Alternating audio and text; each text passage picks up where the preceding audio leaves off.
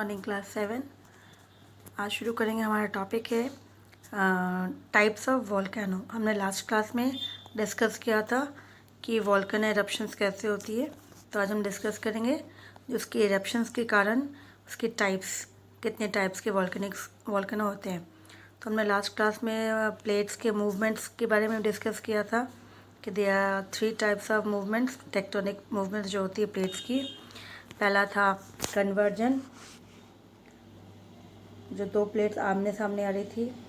फिर दूसरा था डाइवर्जन, जब 2 प्लेट्स रिवर्स में जा रही थी। और तीसरा था transfer, when the 2 plates moving apart. दोनों ट्रांसफ़र मतलब एक दूसरे से अलग पैरेलली मूव कर रही है, हॉरिजॉन्ट वर्टिकली यहाँ पर। तो इसी तरह से यहाँ पे एक सका, यहाँ पे मैंने गलत, यहाँ पे हॉरिजेंटली होगी, ठीक है, हॉरिजेंटली, वर्टिकल नहीं है, हॉरिजेंटली है। यहाँ पे हॉरिजेंटली ये जब ट्रांसफर घूम रही है ऑपोजिट इस तरह से, तो फ्रिक्शंस होती है। तो फ्रिक्शंस के कारण ही जो इरप्शंस होती है, वॉल्केनिक इरप्शंस होती है और अर्थक्वेक होती है। तो इस तरह से हमने डिस्कस किया था लास्ट क्लास में। तो अब हम लोग शुरू करेंगे आज वॉल्केनिक टाइप्स ऑफ वॉल्केनोज कितने होते हैं। So they are first now active volcano, second is dormant, and third is extinct. So first we will do the active volcano. Active volcano is the one that erupt frequently. In such volcanoes eruptions can take place any times. Means active volcano उसको बोला जाता है जो active होता है। जैसे कोई active बच्चे होते हैं वो हमेशा एक्टिव रहते हैं, हर काम उसका परफेक्ट होता है, स्पोर्ट्स में ले लो या फिर पढ़ाई में ले लो। तो इसी तरह से ये वॉल्केनो जो है वो बहुत ही एक्टिव है, मतलब इसका इरप्शन जो है ये कभी भी हो सकता है, इरप्ट एनी टाइम्स, ये फ्रिक्वेंटली होता रहता है। तो इसी तरह से इसको एक्टिव वॉल्केनो का नाम दिया गया है। तो यहाँ पे एग्जांपल ले लो कि वर्ल्ड में कौन कौन सा एक्टिव वॉल्केनो है। तो यहाँ पे देख लो आप, स्ट्रोम्बोलीज इन इटली एंड माउंट कोटोपैक्स जो है ये कहाँ पर है, यूकेडर्स के अंदर, यूकेडर्स में है ये वाला। तो ये 2 जो है एक्टिव वॉल्केनोज है। उसके बाद नेक्स्ट आएगा डॉर्मेंट। तो जो डॉर्मेंट वॉल्केनो है इसको कहा जाता है कि is the one that has not erupted in long times, कि ये जो है बहुत लंबे समय तक एक्टिव नहीं होते, बहुत लंबे समय के बाद फिर इरप्शन होता है, फिर वापस वो शांत रहते हैं, फिर it will take again a long times. तो इसी तरह से इसे स्लीपिंग वॉल्केनो के नाम से भी कहा जाता है। तो क्योंकि जब सो के उठते हैं लंबा समय होता है इसके बाद, तो इसी तरह से जब वो एक्टिव होता है तो इसी तरह से उसको नाम देगा डॉर्मेंट, जो इरप्ट होती है लेकिन लंबे समय के बाद इरप्ट होता है। तो it is the one that has not erupted in a long time, बहुत लंबे समय के बाद इरप्ट होता है, लंबे समय तक, फिर वापस वो सो जाते हैं। तो that is why it is been called as sleeping volcano. तो ये एग्जाम्पल ले लो, माउंट फुजियामा इन जापान जो है, एंड माउंट वेसुवियस जो है ये भी इटली में है। ये दोनों एग्जाम्पल्स है डॉर्मेंट के। अब थर्ड वाला जो है एक्सटिंक्ट का मतलब ही समझ में आता है कि मोस्टली जो ना के बराबर, कुछ नहीं है, ख़त्म हो गया। तो एक्सटिंक्ट वॉल्केनोज जो है is the one that has no record of eruptions, जिसमें रिकॉर्ड किया गया कि इसके अंदर कोई इरप्शंस नहीं होती है, and there is no likelihood of its eruption in the future also. और भविष्य में भी, इन फ्यूचर में भी इसमें से कोई इरप्शंस होगा, इसकी भी किसी को कोई इसकी जो प्रूफ है ये नहीं मिली कि इरप्शन होगा, ये इरप्ट नहीं करेगा इस तरह से टोटली, किसके अंदर वॉल्केनिक इरप्शंस नहीं होगा इस माउंटेन्स में। तो इसके लिए इसको नाम दिया गया एक्सटिंक्ट वॉल्केनो। तो इसलिए क्या बोलेंगे इसका, the volcano is one that has no record of eruptions and though there is no likelihood of its erupting in the near future, कि भविष्य में भी इसमें से निकलने की कोई भी संभावना नहीं है।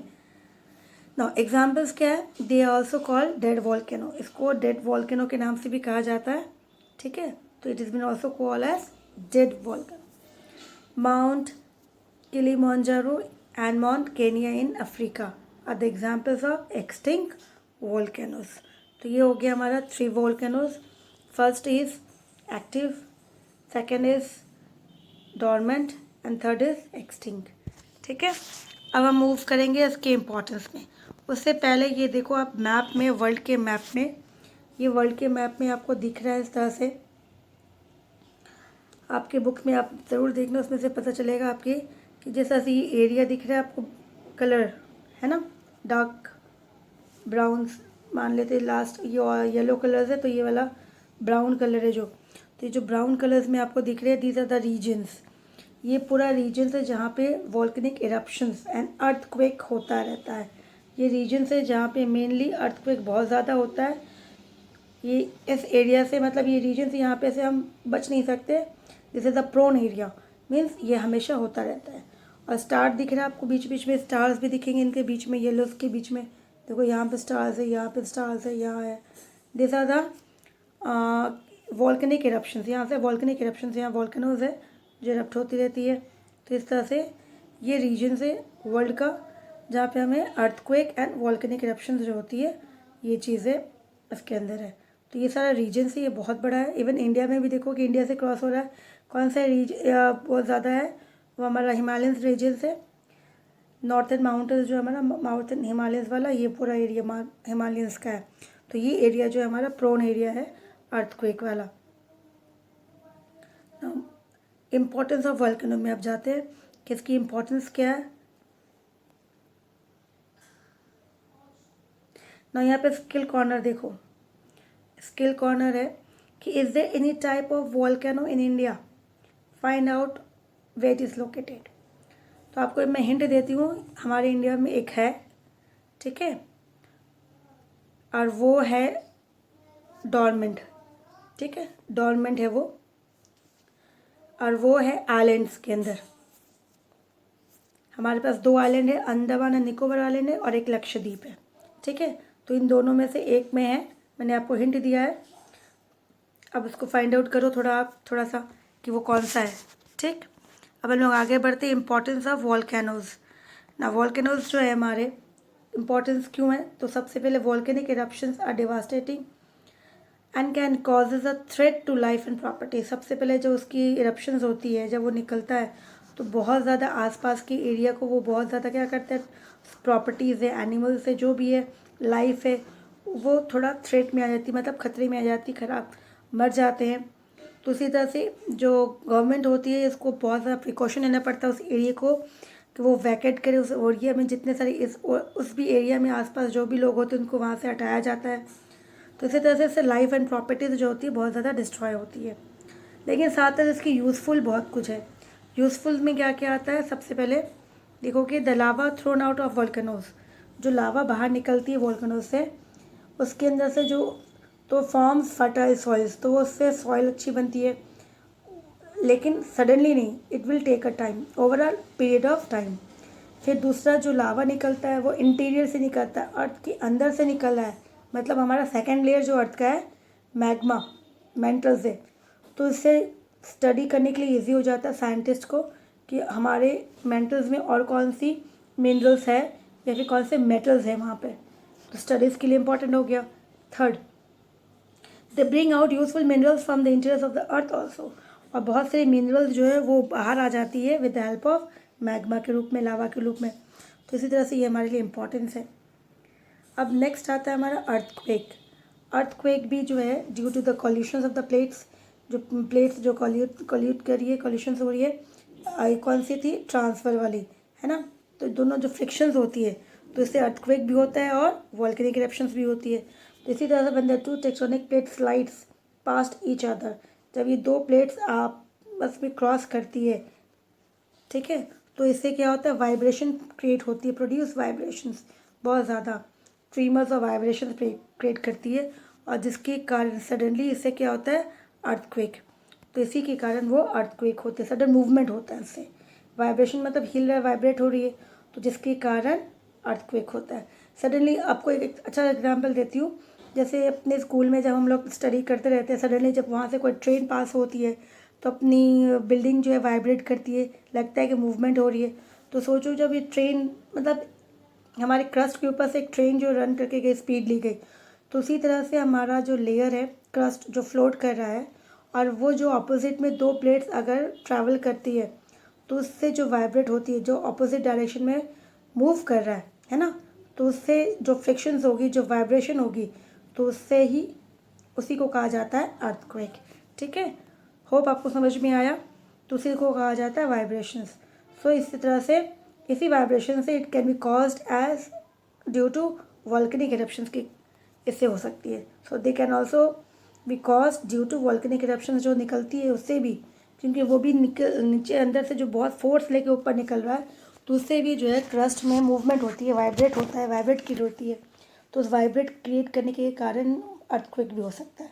तो these are the reasons. The place from where the earthquake originate.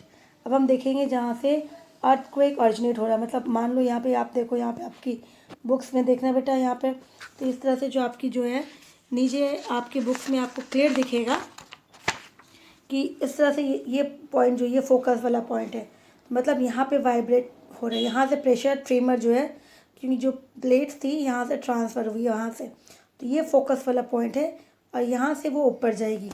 तो इसी तरह से ये वाला फोकस वाला पॉइंट है। अब ये इसी तरह से एकदम ऊपर स्ट्रेट जो जा रहा, तो ये नीचे से कहाँ गया, तो ये हमारे मेंटल वाला एरिया था और ये क्रस्ट वाला, तो टॉप लेयर ऊपर जब गया तो ये फोकस ये हो गया हमारा। तो इसी से फोकस के ऊपर जो ऊपर पॉइंट गया, इसको एपिसेंटर कहा जाता है। एपिसेंटर मतलब सबसे ज़्यादा पे जो नुकसान होता है अर्थक्वेक का, क्योंकि ट्रीमर इस तरह से जो सर्कल्स का ट्रीमर जो ऊपर तक पहुंचा, ठीक है, राउंड राउंड राउंड करके ट्रीमर जो ऊपर गया, वाइब्रेशन जो ऊपर गई और यहाँ पे सबसे ज़्यादा इफेक्ट हुआ। तो क्योंकि नीचे से डायरेक्टली उसका नीचे कनेक्टेड पॉइंट ऊपर वाला था, नीचे से ऊपर गया, तो उसको एपिसेंटर कहा जाता है। तो एपिसेंटर सबसे ज़्यादा वहाँ पे एरिया जो है सबसे ज़्यादा डिस्ट्रॉय होती है, प्रॉब्लम क्रिएट होती है। उसके बाद धीरे धीरे उसकी ये जो वाइब्रेशन होती है वो कम होती जाती है आगे आगे, जिसके लिए इसका जो भी प्रॉपर्टी डिस्ट्रॉय होता है, जो भी इफेक्ट होती है वो धीरे धीरे कम हो जाती है। तो सबसे ज़्यादा जो इफेक्ट होती है वो किस में होती है, एपिसेंटर के अंदर। ठीक है, तो अब यहाँ पे देखो कि यहाँ पे लिखा गया है, क्या बता रहे हैं, the place from where the earthquake originate, जहाँ से अर्थक्वेक ऑरिजिनेट होता है, नीचे से भी हमने देखा, उसे फोकस कहा जाता है। द फोकस लाइज, तो फोकस कहाँ है, lies with in the earth के अंदर रहता है, जहाँ पे वाइब्रेशंस क्रिएट होती है और वो फोकस से ऊपर ट्रैवलिंग करते ऊपर की तरफ जाता है toward the surface of the अर्थ। जब ऊपर की तरफ जाता है तो जो ऊपर की तरफ ऊपर वर्टिकली जो ऊपर जा रहे उस पॉइंट को, जहाँ से फोकस से ऊपर वर्टिकली जब टच करता है, उस पॉइंट को एपिसेंटर के नाम से कहा जाता है। ठीक है, अब उसमें कितनी वाइब्रेशन थी, कितनी ज़्यादा उसके अंदर थी, इंटेंसिटी कितना था उसके अंदर, उसे जो हम किससे मेजरमेंट करेंगे, तो उसको मेजरमेंट किया जाता है। So the intensity of the earthquake is maximum near the epicentre. तो सबसे ज़्यादा कहाँ पे होगा, मैक्सिमम कहाँ से होगा, इंटेंसिटी एपिसेंटर में होगा। धीरे धीरे उसकी इंटेंसिटी जो होती है धीरे धीरे कम होती जाती है जैसे जैसे वो आगे बढ़ता है। तो इसी तरह से मेजरमेंट कर सकते हैं उसको हम लोग, किससे, with the help of Richter scale. तो ये मैग्नीट्यूड और इंटेंसिटी मेजर किया जाता है कि वो जो वाइब्रेशन जो था वो कितना था। ठीक है, तो रिचर स्केल जो है उसके अंदर, उस स्केल में 0 से 9 होता है, 0 से 9 होती है स्केल के रेंजेस होती है, और ये इसी के बीच में होता है। तो an earthquake whose magnitude is 6 और अबव, अगर 6 और अबव होता है तो is capable of causing a lot of destruction and damage. तो उससे खतरा जो होता है, डैमेज जो होता है, डिस्ट्रक्शन जो होता है बहुत ज़्यादा होता है। अगर बिलो 6 है, 4 है, 5 है तो ठीक है, इससे नुकसान नहीं होती बहुत ज़्यादा, प्रॉपर्टी कुछ भी ना ज़्यादा नुकसान नहीं होता है। तो अबव 6 होने से मतलब बहुत ज़्यादा हाई था, इसकी जो थी मैग्नीट्यूड वो बहुत ज़्यादा हाई थी ना। इसके अलावा the instrument that is use to record the tremors, और जो ट्रिमर्स है उसकी इंटेंसिटी कितनी थी उसे भी मेजर किया जाता है विद द हेल्प ऑफ, तो इसको ट्रेमर्स ऑफ एन अर्थ इसको रिकॉर्ड किया जाता है किसमें, तो that was instrument which is called as seismography. ठीक है, seismograph, the science that deals with the study of earthquake, तो जो साइंस अर्थक्वेक के बारे में स्टडी करता है, डील करता है, उसे कहा जाता है सिस्मोलॉजी। और जो साइंटिस्ट इसके बारे में स्टडी करता है उसे कहा जाता है सिस्मोलॉजिस्ट। ठीक है, the science which deals with the study of seismography deals with the study of earthquake is called seismology, and the scientist who study, जो साइंटिस्ट स्टडी करते हैं अर्थक्वेक को, अर्थक्वेक के बारे में, उसे सिस्मोलॉजिस्ट के नाम से कहा जाता है। ठीक है, तो इसी तरह से इंस्ट्रूमेंट जो रिकॉर्ड करता है ट्रिमर, उसे कहा जाता है सिस्मोग्राफ। जैसे अब यहाँ पे देखो डू यू नो में, जैसे हमने आगे इसके पहले पेज में डिस्कस कर लिया था कि इंडिया में सबसे ज़्यादा अर्थक्वेक का प्रोन एरिया कौन सा है, हिमालय वाला। ठीक है, हिमालय, क्योंकि वो नीचे क्यों है वहाँ पर, क्योंकि हमारा अर्थक्वेक वहाँ पे जो हिमालयंस है वो किससे बना, फोल्ड माउंटेन्स है। तो हमारे जो टेक्टोनिक्स है वो क्या हो गए थे, due to which movement, fold due to which movement it was in folded, because of the convergence movement जो हुई थी। दो प्लेट्स जो थे आमने सामने आए थे, है ना, दो प्लेट्स आमने सामने आए थे, जिसके कारण ये कन्वर्जेंट हुई थी। तो जिसके कारण ये दो प्लेट्स आमने सामने आने के कारण तो वो फोल्ड, तो इस तरह से जब फोल्ड हुई तो यहाँ पे ये वीकनेस आ गया, वीक पॉइंट आ गया, क्योंकि दे आर नॉट हैविंग। तो इसके कारण ये एरिया जो है ज़्यादा प्रोन एरियाज़ है, इसमें ज़्यादा अर्थक्वेक जो होती है मोस्टली इसमें होती है। अब अर्थक्वेक बेल्ट हम देखेंगे कि जिस तरह से हमने लास्ट नेक्स्ट पेज में अभी हमने ये वाला मैप देखा था, ये सारा बेल्ट, इसे बेल्ट भी कहते हैं, जोन भी कहते हैं, ये रीजन्स भी कहेंगे। ठीक है, तो दिस आर द, ये वर्ल्ड का अर्थक्वेक बेल्ट मान ले, जोन मान ले, तो सबसे ज़्यादा कहाँ होती है। तो we have already read that the crust of the earth is made up of lithospheric या फिर टेक्टोनिक प्लेट्स, ये हमने डिस्कस किया था। जो क्रस्ट है हमारा उसे टेक्टोनिक प्लेट्स के नाम से कहा जाता है। So therefore the earth can occur at any place. तो अर्थक्वेक जो है क्योंकि वो फ्लोट कर रहा है, किसके ऊपर फ्लोट कर रहा है, मेंटल के ऊपर। तो अर्थक्वेक तो मतलब वो जो है उसमें जो ट्रिमर तो होता ही रहेगा, क्योंकि वो स्टिल नहीं है, फिक्स नहीं है, किसी सॉलिड के ऊपर नहीं है, वो सेमी सॉलिड के ऊपर है। तो वो हमारा क्रस्ट जो है वो तो फ्लोटिंग में है। तो it means earthquake can occur in any place at any time, but there some areas, लेकिन कुछ एरिया जो है बहुत ज़्यादा प्रोन एरिया है। क्यों, बिकॉज ऑफ द प्लेट्स, क्योंकि वो जो प्लेट्स थे इसके कारण। तो कुछ एरिया बहुत ज़्यादा प्रोन होता है जहाँ पे अर्थक्वेक जो है फ्रिक्वेंटली होता रहता है। So the main earthquake belt are circum Pacific belt, जो सबसे ज़्यादा होता है इस एरिया में, मेन बेल्ट एरिया कहा जा रहा है। The western coast of North America, South America and East Asia. फिर आता है उसके बाद मिड कंटिनेंटल बेल्ट होता है, Alpine mountains, Mediterranean Sea, north and eastern Africa and the Himalayas. Himalayas का है इंडिया वाला। तो इसी तरह से ये नेक्स्ट हो गया बेल्ट।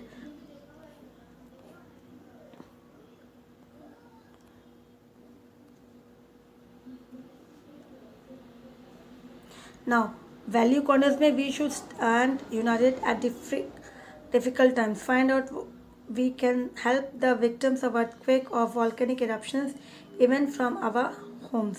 तो ये है वैली कॉर्नर्स की, जब भी हमें देखा जाता है कि कहीं फ्लड होती है, वॉल्केनिक इरप्शंस होता है या फिर अर्थक्वेक होती है, तो we should help the victims, हमें हेल्प करनी चाहिए, उनको उनकी मदद करनी चाहिए, क्योंकि वो उस सिचुएशन में हो जाते हैं जहाँ पे they can not getting help, तो हमें उनको हेल्प करना चाहिए। ठीक है, अभी हम लोग नेक्स्ट केस स्टडी डिस्कस करेंगे। नहीं, केस स्टडी हम लोग डिस्कस करेंगे, ये रिलेटेड केस है अर्थक्वेक से, तो which was been happen in the year 2015 in Nepal. So case studies में क्या है, क्या बताया जा रहा है कि the massive earthquake struck the country of Nepal on 25 April 2015। तो बहुत ज़्यादा इतना उसकी हमें पता कैसे चला, मैसिव वो कि बहुत ज़्यादा मैसिव था because of the Richard scale और सिस्मोग्राफ के कारण। तो उसमें से जो मैग्नीट्यूड पता चला, तो मैग्नीट्यूड कितना था, तो कहा गया कि मैग्नीट्यूड जो था वो बेटा 7.8, तो बहुत ज़्यादा कहा गया 6 होने से बहुत ज़्यादा हो जाता है, डिस्ट्रक्शन हो जाती है, डिस्ट्रॉय ह्यूमन्स एंड प्रॉपर्टीज़ जो होती है बहुत ज़्यादा डिस्ट्रक्ट होती है। तो यहाँ पे मैग्नीट्यूड जो था उसका 7.8 था रिचर स्केल में।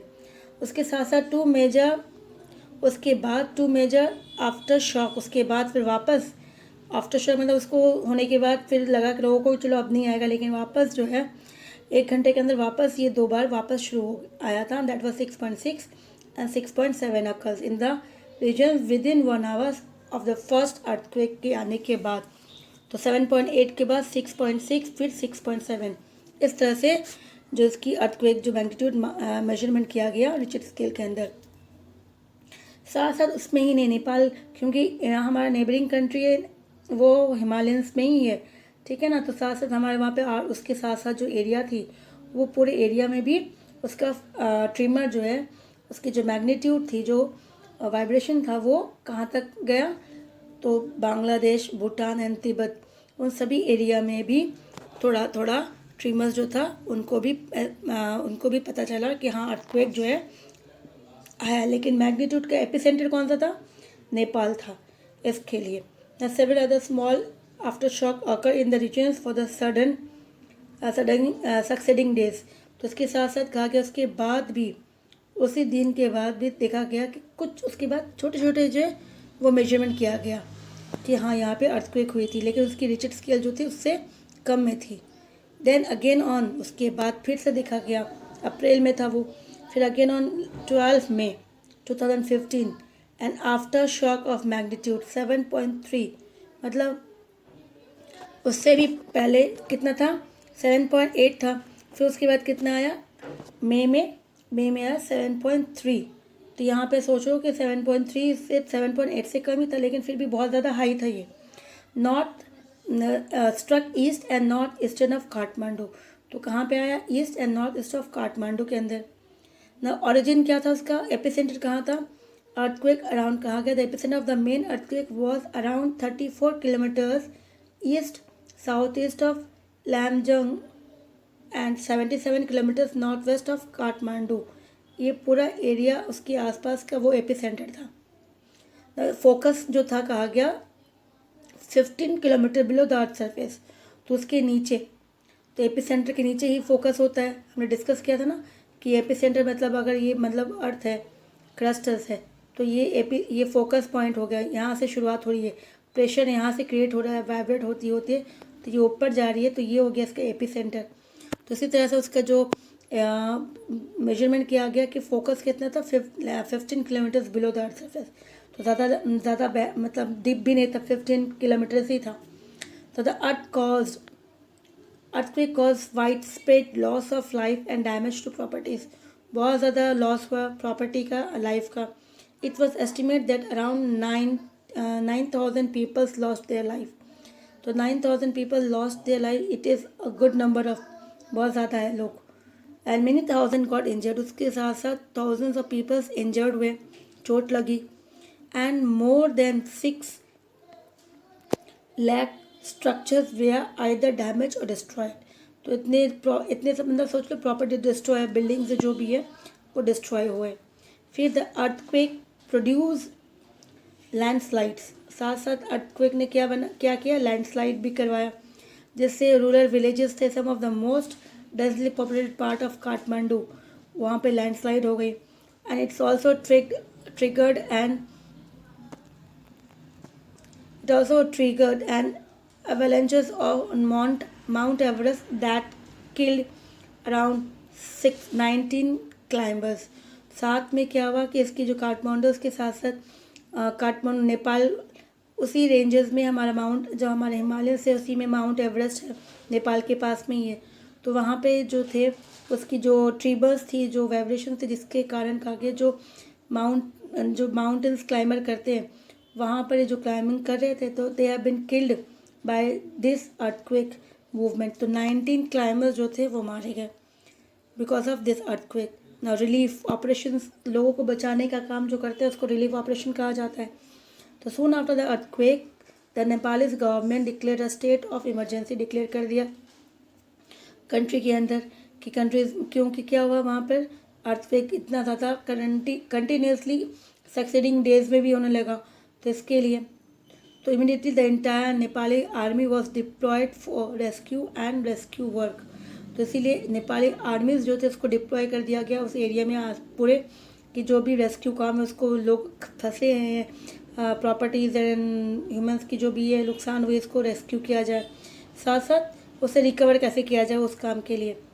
Now several other countries like India and China also send aids and their rescue teams to Nepal।